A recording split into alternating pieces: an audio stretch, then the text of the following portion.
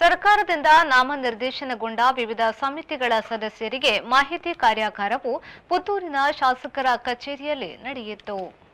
ಶಾಸಕ ಅಶೋಕಕುಮಾರ್ ರೈ ಕಾರ್ಯಾಗಾರವನ್ನು ದೀಪ ಬೆಳಗುವ ಮೂಲಕ ಉದ್ಘಾಟಿಸಿದರು. ಬಳಿಕ ಮಾತನಾಡಿದ ಅವರು, ಕ್ಷೇತ್ರದ ಜನರ ಸೇವೆ ಮಾಡುವ ಉದ್ದೇಶದಿಂದ ಸರ್ಕಾರದಿಂದ ವಿವಿಧ ಸಮಿತಿಗಳ ರಚನೆ ಮಾಡಲಾಗಿದ್ದು, ಸಮಿತಿಯ ಪ್ರತಿಯೊಬ್ಬ ಸದಸ್ಯರು ತಮ್ಮ ಸಮಿತಿಯ ಕಾರ್ಯವೈಖರಿಯನ್ನು ತಿಳಿದುಕೊಂಡು ಕೆಲಸ ಮಾಡಬೇಕು ಎಂದರು. ವಿಶೇಷ ರೀತಿಯ ಕಾರ್ಯಾಗಾರವನ್ನು ನಾವು ಮಾಡಬೇಕು ಅಂತ ನಾವು ಮೊಹಮ್ಮದ್ ಗುಬ್ಬಳಗನೂರ್ ಅವರು ಮತ್ತೆ ಉಮನಾಥ್ ಶೆಟ್ಟಿ ಅವರು ಪಕ್ಷದ ಪ್ರಮುಖರು ಎಲ್ಲ ಚರ್ಚೆ ಮಾಡಿದ್ವಿ.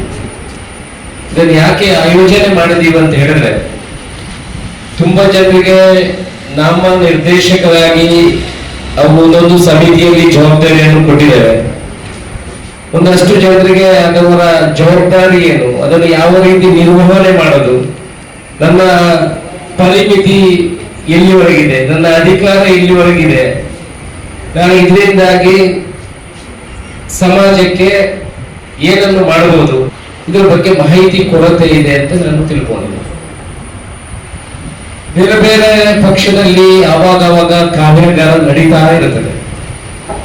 ಒಬ್ಬರಿಗೆ ಜವಾಬ್ದಾರಿ ಕೊಟ್ಟಾಗ ಅವರ ಜವಾಬ್ದಾರಿಯನ್ನು ಹೇಗೆ ನಿರ್ವಹಿಸಬೇಕು, ಯಾವ ರೀತಿ ಕೆಲಸ ಮಾಡಬೇಕು. ಇವತ್ತು ಸುಮಾರು 100 ಜನರಿಂದ ಮೇಲ್ಪಟ್ಟು 125 ಜನ ಇದ್ದಾರೆ. ಇನ್ನು ದೇವಸ್ಥಾನದ್ದು ನಾವು ಮಾಡಿದ್ರೆ ಪುನಃ ಒಂದು 150ರಿಂದ ಮೇಲ್ಪಟ್ಟು ಜನ ಇದರಲ್ಲಿ ಸೇರ್ಪಡೆ ಆಗ್ತಾರೆ. ದೇವಸ್ಥಾನಗಳ ಯಾವುದೇ ಕಮಿಟಿಗಳು ನಾವು ಇಲ್ಲಿಯೂ ಮಾಡಲಿಲ್ಲ, ಅಂದ್ರೆ ಸರ್ಕಾರದ ಆದೇಶಕ್ಕಾಗಿ ಕಾಯ್ತಾ ಇದ್ದೇವೆ. ನಾವು ಈ ಕಾರ್ಯಾಗಾರದಲ್ಲಿ ನಾನು ಬರುವ ಮತ್ತು ಯಾವುದರ ಬಗ್ಗೆ ಮಾಹಿತಿ ಕೊಟ್ಟಿದ್ದಾರೆ ಅನ್ನೋ ಬಗ್ಗೆ ನನಗೆ ಗೊತ್ತಿಲ್ಲ. ಅವರು ಒಂದಷ್ಟು ವಿಚಾರಗಳನ್ನು ಚರ್ಚೆ ಮಾಡಿ ನಾವು ಕೊಟ್ಟಿದ್ದೇವೆ. ಇಷ್ಟರೊಳಗೆ ನಾವು ಏನ್ ಮಾಡ್ತಾ ಇದ್ದೀವಿ ಅಂತ ಹೇಳಿದ್ರೆ, ಎಲ್ಲಾ ಕರೆಗಳು ಬರುವಂತದ್ದು ಶಾಸಕರ ಕಚೇರಿಗೆ ಬರ್ತದೆ.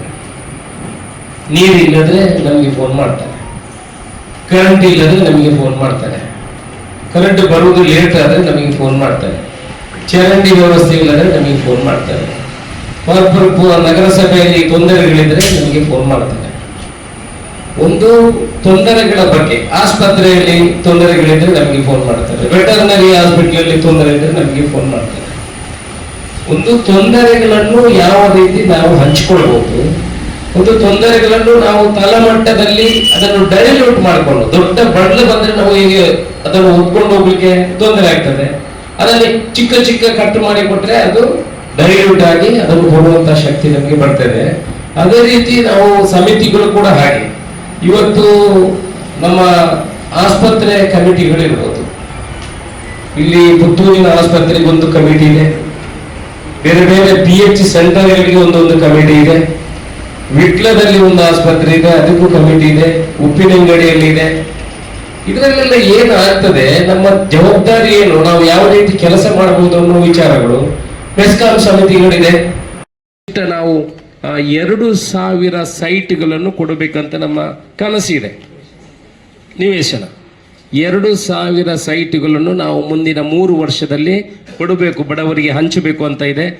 ತಾವು ತಮ್ಮ ಗ್ರಾಮದಲ್ಲಿ ಪ್ರತಿ ಗ್ರಾಮದಲ್ಲಿ ಇರುವಂಥ PDOಗಳಿಗೆ VAಗಳಿಗೆ ಹೇಳಿ, ನಿಮ್ಮ ಹೆಚ್ಚಿನ ಜವಾಬ್ದಾರಿ ಇದೆ, PDOಗಳಿಗೆ ಹೇಳಿ ಅಲ್ಲಿರುವಂಥ ಸರ್ಕಾರಿ ಜಾಗವನ್ನು ಗುರುತಿಸಿ ಅವರು PDO ಅವರು EOಗೆ ಕಳಿಸ್ಕೊಡ್ಬೇಕು. EO ಆಫೀಸಿಂದ ಅದು ತಾಲೂಕು ಆಫೀಸಿಗೆ ಬರ್ತದೆ, ತಾಲೂಕು ಆಫೀಸಿಂದ ನಾವು ಅದನ್ನು ಪಂಚಾಯತಿಗೆ ಹ್ಯಾಂಡ್ ಓವರ್ ಮಾಡಿ ಅಲ್ಲಿ ಕಳಿಸ್ಕೊಡ್ತೇವೆ. ನೀವು ಅಲ್ಲಿಂದ ಅದನ್ನು ಸೈಟ್ ಮಾಡಿ ಎಲ್ರಿಗೆ ಹಂಚುವ ಕೆಲಸವನ್ನು ಮಾಡಿದರೆ ಸುಮಾರು 2000 ಕನಿಷ್ಠ ಮನೆಗಳನ್ನು ನಾವು ಕೊಡುವಂಥ ಕೆಲಸಗಳಾಗಬೇಕು. ಸರ್ಕಾರದಿಂದ ನಾಮನಿರ್ದೇಶನಗೊಂಡಿರುವ ಮೆಸ್ಕಾಂ ಆರೋಗ್ಯ ರಕ್ಷಾ ಸಮಿತಿ, ಅಕ್ರಮ ಸಕ್ರಮ ಸಮಿತಿ, ಶಾಲಾ ಅಭಿವೃದ್ಧಿ ಸಮಿತಿ, ಆಶ್ರಯ ಸಮಿತಿ, ಧಾರ್ಮಿಕ ದತ್ತಿ ಇಲಾಖಾ ಸಮಿತಿ, ತುಳು ಒಕ್ಕೂಟ ಸಮಿತಿ, ಧಾರ್ಮಿಕ ಪರಿಷತ್ ಸಮಿತಿ, ನಗರಸಭಾ ನಾಮನಿರ್ದೇಶಿತ ಸದಸ್ಯರುಗಳು ಕಾರ್ಯಾಗಾರದಲ್ಲಿ ಭಾಗವಹಿಸಿದರು. ಕವಿತಾ ಕೇಮಾಣಿ, ವಿ4 ನ್ಯೂಸ್, ಪುತ್ತೂರು.